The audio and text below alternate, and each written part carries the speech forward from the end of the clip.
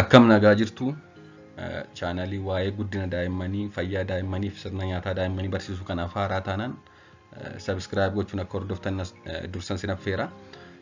Barnoota narraaf qabadhee jiru guddina daa'immanii ji'a lamaan jalqabaa jedha. Ji'a lamaan jalqabaa guddina daa'immanii giddugaleessaan maal eeguu qabna kan jedhudha.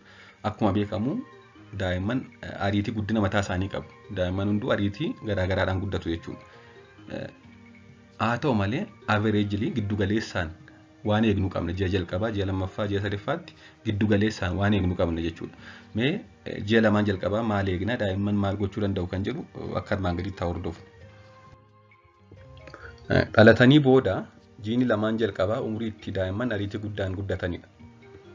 Dhuma ji'a lammaffaatti daa'imman yeroon isaanii ga'ee dhalatan jechuunis kan erga ulfi 737 ga'ee booda dhalatan giddugaleessaan dheerina santimeetira 3 fi akkasumas immoo ulfaatina kiiloogiraama 1 hanga 1.5 ni dabalu jedhamee tilmaamama. Akkasumas illee ga'umsi sirna narvii yeroo itti ariitii guddaan dabaludha. Yeroo itti myelination of the brain kan jedhamu ga'umsa sirna narviif narviin akka erga adda addaa siifachee dabarsuuf itti guddatu keessaa yeroo itti ariitii guddaa eegnudha jechuudha umuriin kun jiini lamaan. Mee guddina bakka adda addaatti qoonnaa guddina qaamaa, guddina afaanii, guddina miirummaa yookaan emotional development, social development kan jedhamu jiru. Isaan keessaa kan jalqabaa mee guddina qaamaa yookaan physical development ji'a lamaan jalqabaa eegnu haa ilaalu. Ulfaatinni qaama daa'immanii torban jalqabaa hanga persentaa 10 ni hir'ata. Kana jechuunis daa'imni tokko yeroo dhalatu ulfaatina qaburraa torban jalqabaa persentaa 10 ni hir'ata jechuudha. Torban jalqabaa. Fakkeenyaaf daa'imni tokko yeroo dhalatu kiiloogiraama 3 yoo ta'e persentii 10 ni hir'ata jechuudha gaafa bultii torbaa dhalate. Kanaafuu guyyaa torban jalqabaa ulfaatinni qaama daa'immanii hir'ataa deema malee dabalaa hin deemu torban jalqabaa. Kunis sababa mataa isaa qaba. Sababni isaas yeroo gadameessa haadhaa keessa jiran bishaan hedduun seeliin ala waan jiruuf torban jalqabaa fincaaniin qaama keessaa ba'a. Seeliin ala jechuun ekstiraa seeluulaar kan jedhamu jira. Hidda dhiigaa keessaa fi seeliin alatti argama jechuudha. Bishaan baay'een yeroo gadameessa haadhaa keessa jiran. Kun immoo maal ta'a daa'imni erga dhalatee booda karaa fincaanii hedduun isaanii ba'a jechuudha. Sababa kanaan ulfaatinni qaamaa torban jalqabaa hir'ataa deema jechuudha. Kana malees torban jalqabaa harmi haadhaa aannan hedduu hin qabu waan ta'eef xiqqoo argatu. Aannan xiqqoo qofa argatu jechuudha. Aannan harma haadhaa hedduu miti. Harma haadhaa hedduu qofa ta'uu dhabuu qofa osoo hin ta'in daa'imnillee ariitiidhaan yookaan humna guddaadhaan aannan harma haadhaa keessa jiru yeroo itti gottooteen baafan keessa jira jechuudha torban jalqabaa. Kanaaf tokko sababa bishaan hedduun seeliin ala yeroo gadameessa haadhaa keessa jiru sun fincaaniin waan ba'uuf akkasumas immoo harmi haadhaa aannan hedduun qabu akkasumas daa'imni humna ittiin aannan hedduu harkisee baasu hin godhanne waan ta'eef torban jalqabaa qaamni ulfaatinni daa'immanii persentaa 10 irratti jechuudha. Torban lammataa yeroo aannan silgaa gosa aannanii coomaa caalmaan qabuun bakka bu'aa deemu. Gosni aannanii bakka jijjiiramaa deema. Gosni aannanii kan torban jalqabaa silga jedhama. Inni silgi kun gosa aannanii garbiraadhaan bakka bu'aa deema jechuudha. Yeroo kana aannan inni bakka bu'aa deemu sun akka qaamni daa'imaa kan akka dabalu kan taasisudha. Akkasumas immoo daa'imni jabaachuun sirriitti harma xuuxuu eegala torban tokko booda. Akkasumas immoo haati da'umsaa booda qaamni ishee deebi'ee fayyuun deebi'ee noormaalitti deebi'uu isheedhaan qaamni haadhaa daa'ima hoosisuuf itti tolaa deema jechuudha. Kanaaf haati itti tolaa waan deemuuf qaamni ishee sirriitti harmeessuu eegalti. Daa'imni sirriitti harma gottotuu eegala. Akkasumas immoo gosti aannan yeroo kana oomishamu kan akka qaamni daa'imaa dabaludha taasisu waan ta'eef torban lammataatti qaamni daa'imaa dabaluu eegala jechuudha.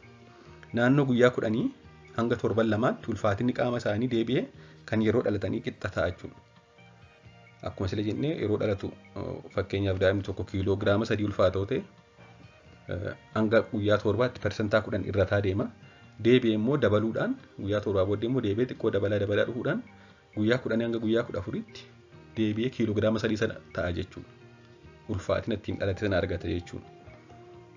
Sanaa booda jechuunis guyyaa 10 hanga 14 erga ulfaatina ittiin dhalate deebi'ee argatee booda ji'a jalqabaa guyyaa guyyaan giddugaleessaan giraama 30 akkasumas immoo ji'a lammaffaatti giddugaleessaan guyyaa guyyaatti giraama 20 hanga 30 dabalaa deema jechuudha daa'imni tokko. Kanaafuu erga ulfaatina ittiin dhalate achiif godhe naannoo torban 2 sanaa booda guyyaa guyyaan giraama 30 gad 20 dabalaa deema jechuudha. Naannoo dhuma ji'a lammaffaa yeroo garaan ciibsan mataa ol qabachuu yaalu daa'imman naannoo dhuma ji'a lammaffaa. Akkasumas immoo harkaaf miila wal faana sosochoosuu eegalu. Harkaaf miila isaanii wal faana sosochoosuu eegalu. Darbee harka gara afaaniitti fiduu eegalu.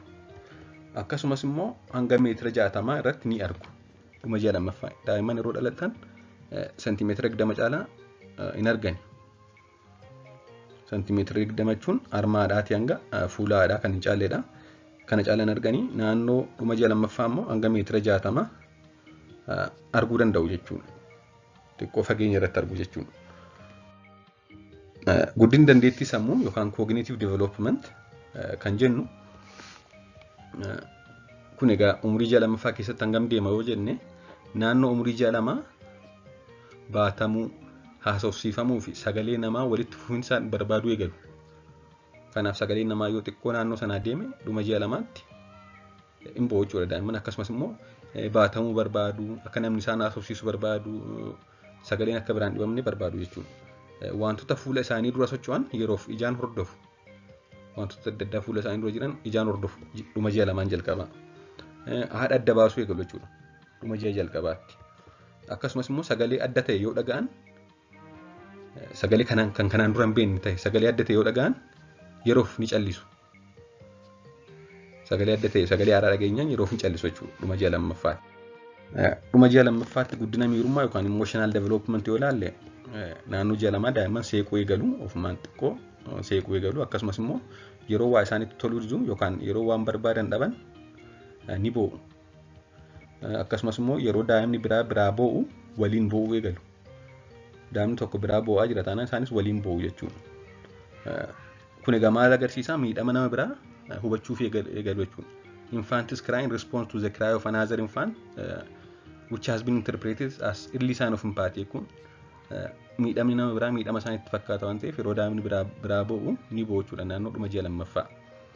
Egaa naannoo ji'a lammaffaa kana eegna. Ji'a 3-4 sanaa booddee maal akka eegnu barnoota itti aanutti qabadhee dhiyaadha. Subscribe fi like gochuun dagatina. Galatooma.